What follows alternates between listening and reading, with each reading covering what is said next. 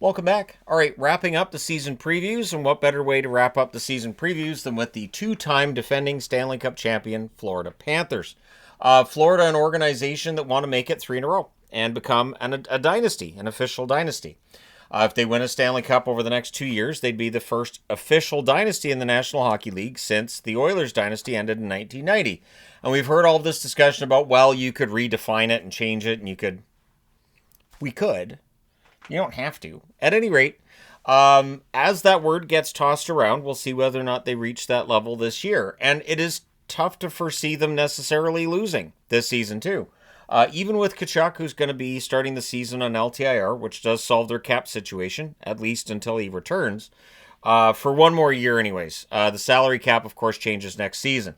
But with Tkachuk on LTIR, it does open up a top six spot here. So the top line is likely to be Verhaeghe, Barkov, and Reinhart. So those are your top three forwards there.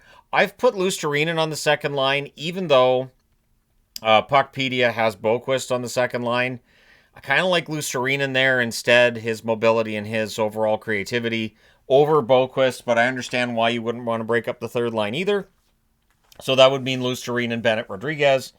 And then the third line being Boqvist, Lundell, and Marchand. Although I understand why Luostarinen, Lundell, Marchand would be one that fans would want to look at. I will say this, unlike a lot of other teams in the National Hockey League, you could make the argument that the third line for Florida was just as important to their cup win as their second line and almost as important as their first line. So, yeah, those first three lines doesn't really matter who's on which line.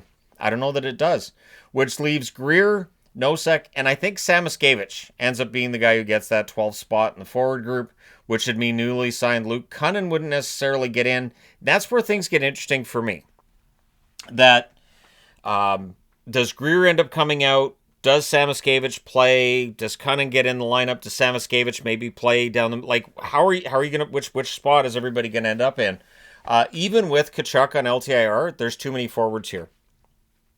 At least I think so, because you've also got Gadjevich, who is in the green over here.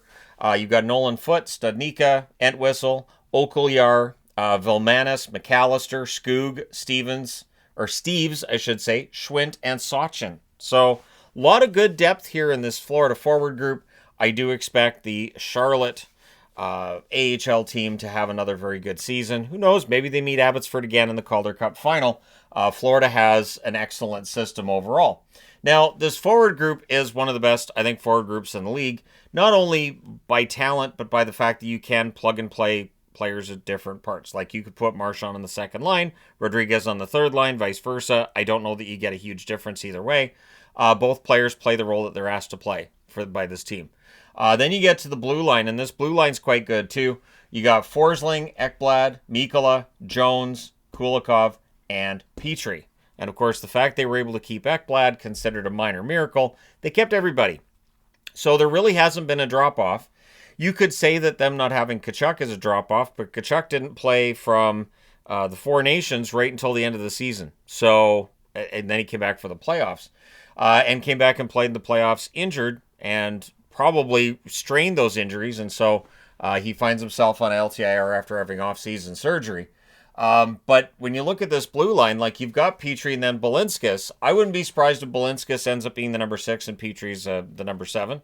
Bjornfot, Benning, Havorka, Alsher, and Nas wrapping up the depth on the blue line. So the Florida Panthers, honestly, they have a very good blue line, very good up front. I think Balinskis was excellent too. So, like I said, Petrie on the list on Puckpedia is listed ahead of Balinskis, but it's close.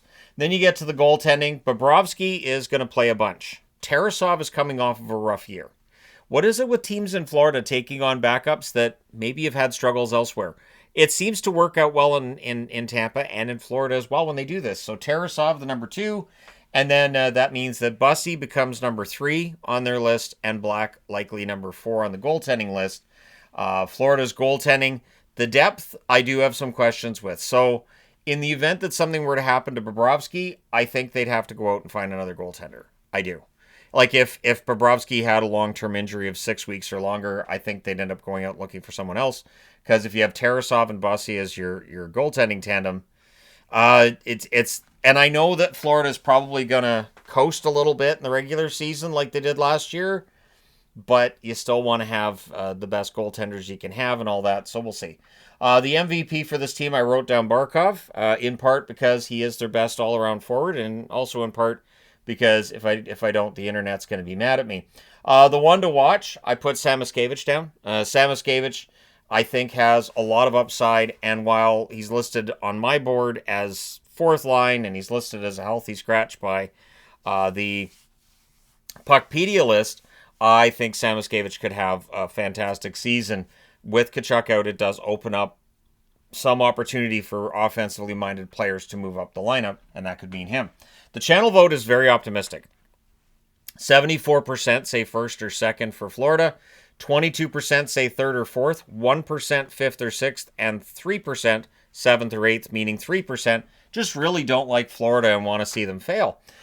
There is no chance this team finishes seventh or eighth in the division. It's just not going to happen. Cap space? No. They are at negative $4.5 million. But Tkachuk, it's a $9.5 million cap hit for Tkachuk, meaning when he's cleared and he can come back to play in January, they're going to have to clear $4.5 million in cap space.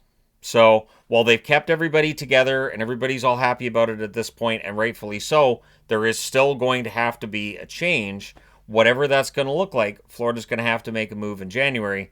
And so for these players, you want to go out and make sure you're not the guy who's going to get sacrificed, or one of the players who gets sacrificed if they go with multiple players. We'll see what happens. One thing to keep an eye on is they definitely have enough forward depth that they could make a move there, but we'll find out soon enough. Now, looking at the schedule is at times kind of rough for them. In October, 6 out of 11 are at home. November, 8 out of 13 are at home. So that's 14 of the first 24 games at home. But they do pay for that later. In December, 10 out of 15 are away from home. January, 10 out of 15 are at home. So 10 and 5, 10 and 5, one way and then the other. And then February, 4 out of 5 are at home. March, 10 out of 15 are away from home. So that's 20 road games in January and March combined. And then April, 5 out of 8 are away from home. So this is going to be tough. They have a very home-friendly schedule to start things off right up until the end of December. And then January beyond, they pay for it. A lot of road games there. But during the February month where you have the Olympic break, they only have one road game there. So we'll see how it all turns out. That Olympic break is going to be key because the schedule is brutal. But the schedule is brutal because of the Olympic break. So there's that. Looking at their record since 2021-2022, they are 6th in the National Hockey League, 199 wins, 105 regulation losses, and 24 losses via shootout or overtime. Looking at the top 5 scorers over that time period, Sam Reinhart, 321 games, 160 goals, 164 assists, 324 points.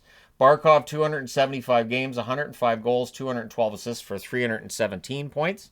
Tkachuk, 211 games, 88 goals, 166 assists for 254 points.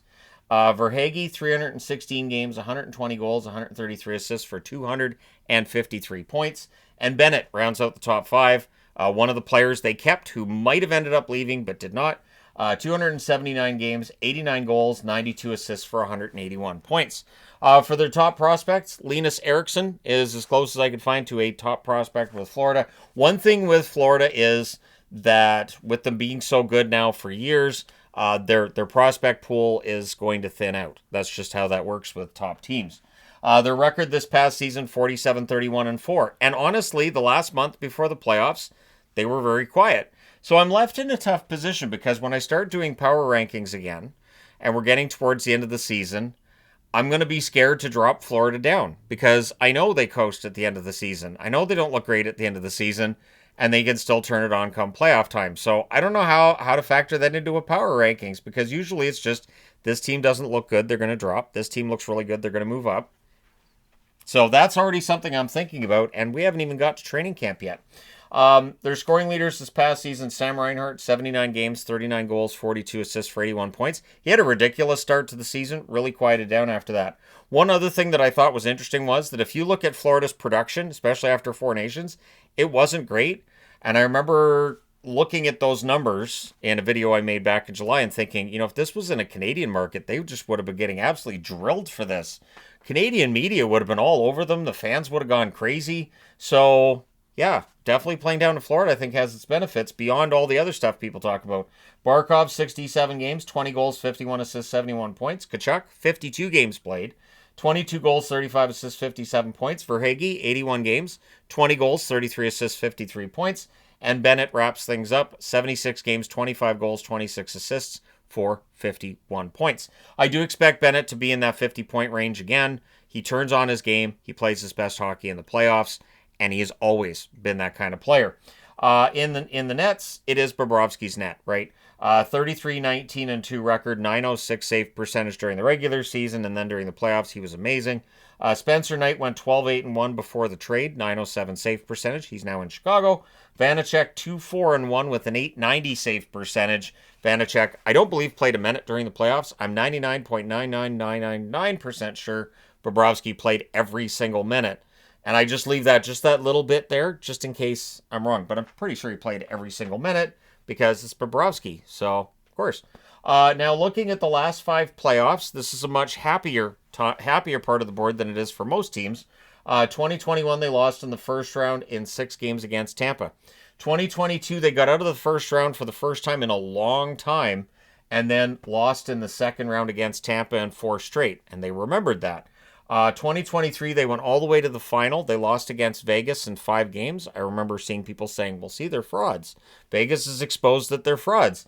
And so the last 2 years, 2024 and 2025, the Florida Frauds became the Florida Stanley Cup champions and won back-to-back. So Florida definitely has some work cut out for them with Tkachuk on LTIR, with this schedule being so lopsided one way or the other. Looking at their overall numbers this past season, 13th on the power play at 23.5%, 10th on the penalty kill at 80.7%, goals for an even 3, 15th in the league at goals for, goals against 2.72, which was 7th. And none of it matters. Basically, Florida's just get us to the playoffs. This is one of those examples of how a team can play when they're really, really confident in their abilities. And losses don't seem to shake them. They don't seem to care. They bounce back very, very well. And if it's a big game, they're up for it. So we'll see if they can do it again this year. But they have a chance to do something historic this season and look to win their 3rd Stanley Cup in a row. A team has not won 3 straight Stanley Cups since the New York Islanders in the early 80s when they won 4. So it is very, very rare that a team wins 3 in a row. And we'll see whether or not Florida can become one of those rare teams. Let me know your thoughts in the comment section below, as always. Hit like and subscribe in the event you may not have done so already. Thank you guys so much for all your support. It's so greatly appreciated. I've enjoyed going through all 32 teams, and for people who watched all 32 videos, I thank you kindly.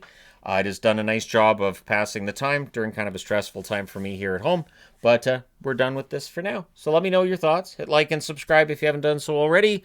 Thank you guys so much for all your support. I will talk to you again soon.